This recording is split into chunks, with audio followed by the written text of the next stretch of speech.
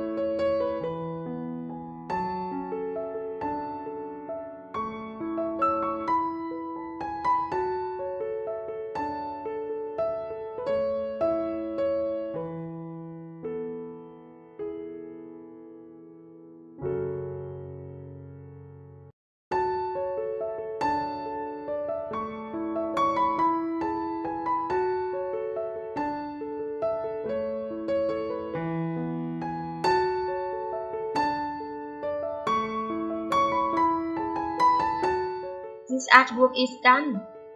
I hope you enjoyed this tutorial.